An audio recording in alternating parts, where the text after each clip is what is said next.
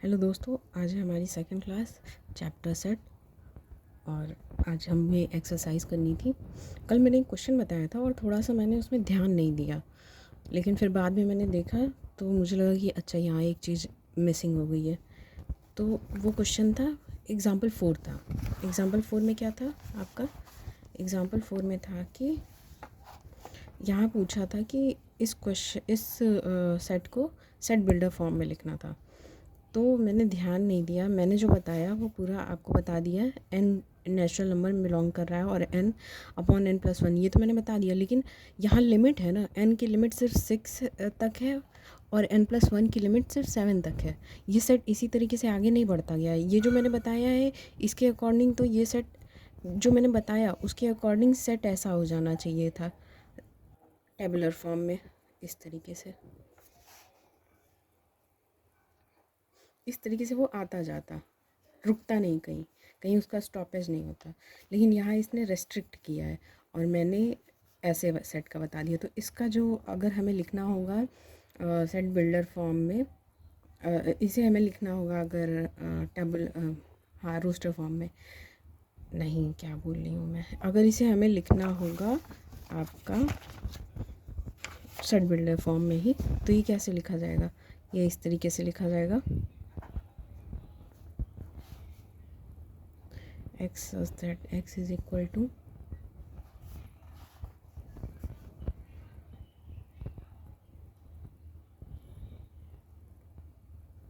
n upon n+1, जहाँ पे n की वैल्यू क्या है, रेस्ट्रिक्ट की गई है, 1 से स्टार्ट है और n की वैल्यू 6 तक गई है, और यहाँ n belongs to natural number, ये बनेगा। ठीक है, यहाँ पे थोड़ा सा एरर हो गया था। अब हम स्टार्ट करते हैं एक्सरसाइज के क्वेश्चन। एक्सरसाइज 1.1 में क्या है, ये तो मैथ्स 2 कॉलम ही था, एग्जाम्पल 5 यहाँ से एक्सरसाइज 1.1। एक बार फिर आप देख लो एग्जाम्पल 4 का ये आएगा। ठीक है, मे बी कैमरा एडजस्ट ना हो रहा हो, इसलिए मैं फिर से दिखा रही हूँ कि ये आएगा। एग्जाम्पल 1.1 में क्या है, पहला क्वेश्चन है which of the following are sets. हमको बताना है कि इसमें से कौन सा सेट है। अब मैंने कल कहा था ना कि हम लोग आज इस क्वेश्चन के थ्रू समझेंगे कि जो सेट की डिफिनेशन में वेल डिफाइंड टर्म आ रहा था, कलेक्शन तो ठीक है, हमें समझ में आ गया कलेक्शन क्या होता है। जो सेट के क्वेश्चन में वेल डिफाइंड टर्म आ रहा था वो होता क्या है। तो पहले क्वेश्चन से स्टार्ट करते हैं। पहला क्वेश्चन है which of the following are set, justify your answer. The collection of all the month of a year beginning with the letter J. तो मंथ का, ऐसे मंथ के का कलेक्शन जिसका बिगनिंग लेटर जे है, तो ये बताया जा सकता है, ये वेल डिफाइन है। मीन्स 12 महीने हमारे पास हैं, 12 महीने में से आपका वो लेटर हमका कलेक्शन, वो मंथ का कलेक्शन हमको लेना है जो आपका, जैसे जनवरी, फरवरी नहीं आएगा, मार्च नहीं आएगा, अप्रैल नहीं आएगा, मई नहीं आएगा, जून, जुलाई, अगस्त, सितंबर, अक्टूबर, नवंबर, दिसंबर, इनमें से कोई नहीं आना है। तो ये वेल डिफाइंड था कि 12 मंथ में से ही हमें पॉइंट आउट करके बताने हैं वो मंथ जिनका बिगनिंग लेटर जे है। तो ये वेल डिफाइन है। अब समझ में आया कि वेल डिफाइन क्या है। जहाँ से हमको चीज़ें निकालनी है, जहाँ से हमको निकाल के सेट बनाना है, वो चीज़ कहाँ से हमको किस जगह से निकाल के सेट बनाना है, वो चीज़ वेल डिफाइन है। मंथ्स क्या है, वेल डिफाइन है, 12 ही महीने होते हैं, उसमें से निकाल के बनाना है। फिर सेकंड क्वेश्चन है द कलेक्शन, तो ये एक सेट है। ठीक, पहला वाला एक सेट है। सेकंड वाला क्या है, जस्टिफिकेशन के लिए हम यहाँ सेट की डिफिनेशन लिख सकते हैं कि सेट की डिफिनेशन क्या होती है। सेकंड क्वेश्चन है the collection of 10 most talented writers of India. तो जो इंडिया के टॉप 10 राइटर हैं उनका कलेक्शन बनाना है। ठीक है, अब इंडिया के टॉप 10 राइटर, इंडिया इतनी बड़ी कंट्री है, उसमें से किसी का भी कोई भी, किसी के लिए कोई भी किसी का कोई फेवरेट होगा तो वो उसके लिए टैलेंटेड होगा। ठीक है, किसी के लिए कोई और टैलेंटेड होगा तो वो उसका फेवरेट, किसी के लिए कोई और फेवरेट होगा किसी की नज़र में, तो किसी पर्सन का किसी की उसकी नज़र में कोई और उसका राइटर फेवरेट होगा, तो उसके लिए वो टॉप 10 में आना चाहिए या वो टॉप 10 में है। तो ये वेरी कर जाएगा, पर्सन टू पर्सन ये वेरी करेगा, ये वेल डिफाइंड नहीं है।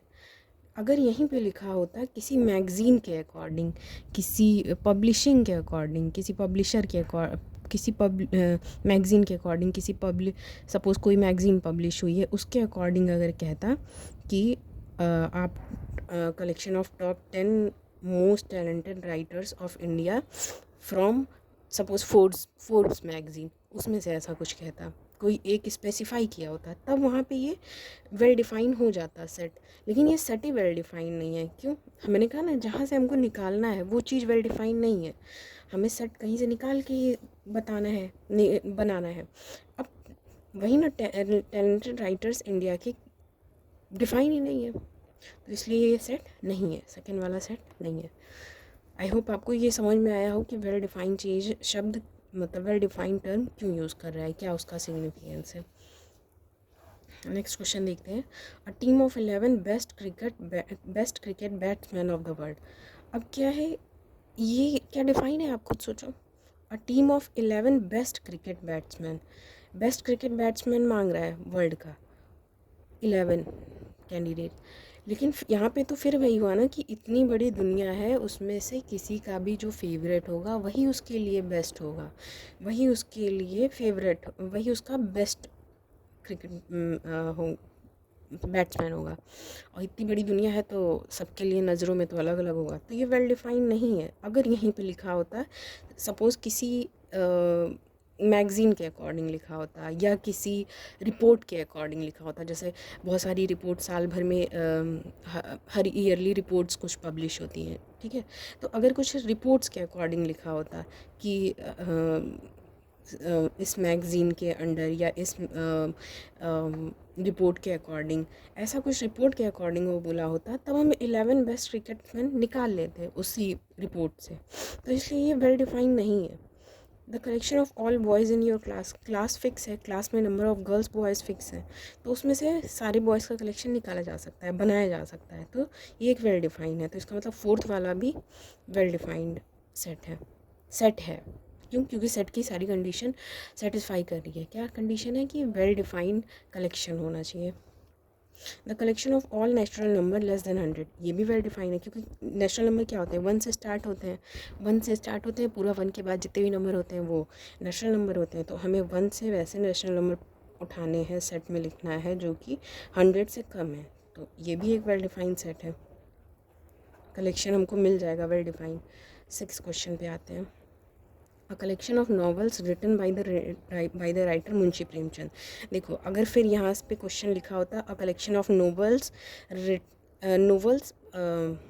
या फिर ये क्वेश्चन ऐसे होता कि the collection of top 10 novels of the world. अगर ये क्वेश्चन इस तरीके से होता तब ऑब्वियसली वो सेट डिफाइन नहीं कर रहा होता, वो सेट नहीं बनता। क्यों? क्योंकि मैंने अभी बताया ना कि दुनिया में हर इंसान के लिए अलग अलग नज़रिए होंगे और उनके अलग अलग नज़रिए से कोई भी टॉप 10 या टॉप 5 नावल हो सकती है।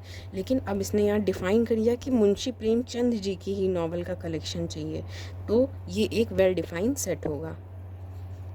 ठीक है। The collection of all even integer, ये भी हम बता सकते हैं, सारे इवन इंटीजर 2 से स्टार्ट होंगे, 2, 4, 6 और चलते चले जाएंगे। ये भी एक वेल डिफाइंड सेट है। कहाँ से लेना है, क्या चीज़ है वो, ये भी एक वेल डिफाइंड सेट है। फिर नेक्स्ट क्वेश्चन है the collection of questions in this chapter. तो ये क्या है, ये भी फिक्स्ड है। कितने क्वेश्चन है? 6 क्वेश्चन है, तो 6 क्वेश्चंस का कलेक्शन क्या हो गया। और पर्टिकुलरली इस चैप्टर के इसे मैंने एक्सरसाइज के बता दिए, इस चैप्टर के पर्टिकुलरली क्वेश्चंस का कलेक्शन ये भी बताया जा सकता है, फिक्स है, तो ये भी एक है, आपका सेट है।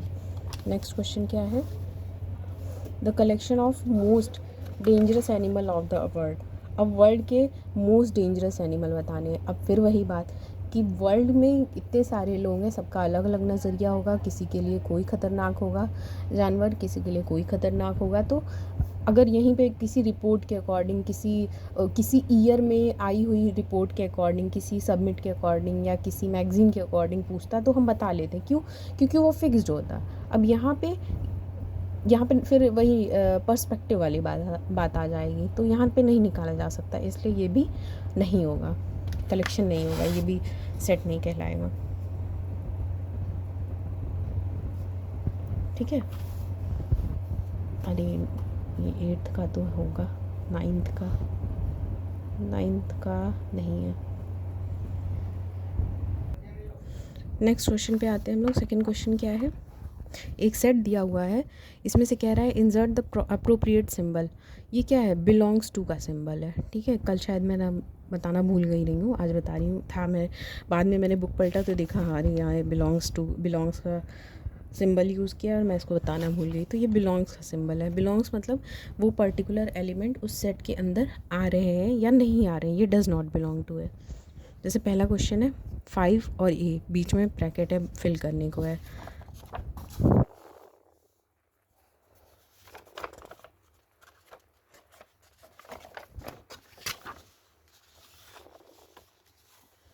क्वेश्चन नंबर सेकंड है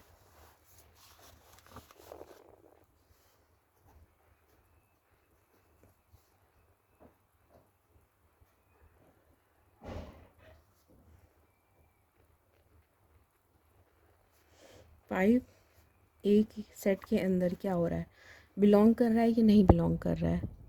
5 सेट के ए के अंदर आ रहा है तो यहाँ पे बिलोंग्स का सिंबल लग जाएगा, मतलब 5 ए में बिलोंग कर रहा है। ठीक है। 8, क्या 8 सेट ए में आ रहा है? नहीं आ रहा है, तो डज़ नॉट बिलोंग टू का सिंबल लग जाएगा। ठीक है। 0 सेट ए में आ रहा है? नहीं आ रहा है, डज़ नॉट बिलोंग टू का सिंबल लग जाएगा। 4 सेट ए में आ रहा है तो बिलोंग्स, इसका सिंबल लग जाएगा बिलोंग्स टू। 2 सेट ए के अंदर आ रहा है तो बिलोंग्स का सिंबल लग जाएगा बिलोंग्स टू का। 10 सेट ए के अंदर आ रहा है, नहीं आ रहा है, तो डज़ नॉट बिलोंग्स टू का सिंबल लग जाएगा। ठीक है। नेक्स्ट क्वेश्चन पे आते हैं। नेक्स्ट क्वेश्चन में ये सब कुछ आपको सेट बिल्डर फॉर्म में दिया हुआ है, हमको इसको रोस्टर फॉर्म में या टेबुलर फॉर्म में लिखना है। ठीक है। एक्चुअली मुझे कभी कभी कन्फ्यूजन हो जाती है जो दोनों टाइप्स हैं, इसलिए मैं कभी कभी चेक करती रहती हूँ क्या बोल रही हूँ। दोनों फॉर्म ही ऐसे हैं कि मिक्स हो जाता है। तो ये सेट बिल्डर फॉर्म में दिए हुए हैं सारे सेट, हमको इनको ओपन करके एक रोस्टर फॉर्म या टेबुलर फॉर्म में लिखना है। ठीक। क्वेश्चन नंबर 3 है, पहला क्वेश्चन।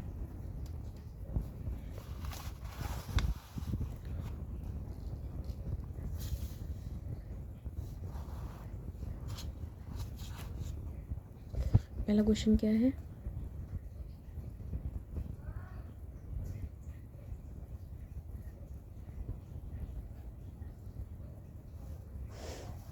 ए सेट ए में कैसे एलिमेंट है?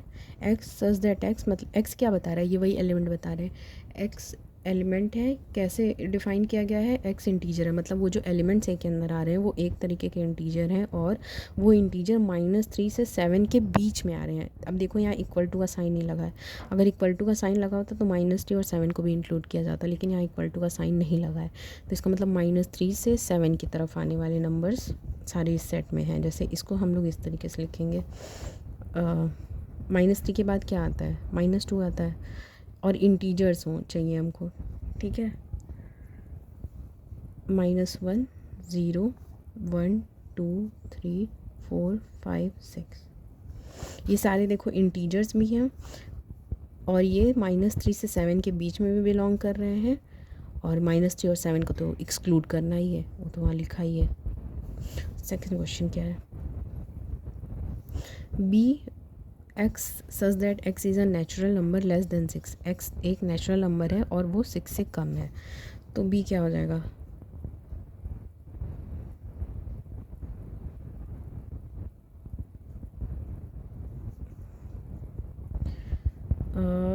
सिक्स से कम नेचुरल नंबर, तो 1 2 3 4 5, ये सारे एक्स, ये हो गए एक्स, हर एक को वो एक्स बोल रहा है। एक्स वो एक नेचुरल नंबर है और लेस देन 6 है। थर्ड क्वेश्चन पे आते हैं, क्या है? X such that x is a 2 digit natural number such that the sum of the digit is 8। X मतलब वो जो नंबर हैं हर मतलब जितने भी नंबर हैं वो 2 डिजिट के नेचुरल नंबर हैं और उन दोनों को ऐड करने पे 8 आ रहा है। तो अब हम लिखते हैं यहाँ पे कि कौन से वो 2 डिजिट के नंबर हो सकते हैं जिनको ऐड करने पे 8 मिले हमको। तो 2 4 हो गया, ठीक है, 24 नेचुरल नंबर भी है। 4 हो गया, ऐड करने पे 8 मिल जाएगा और दोनों नेचुरल नंबर भी हैं।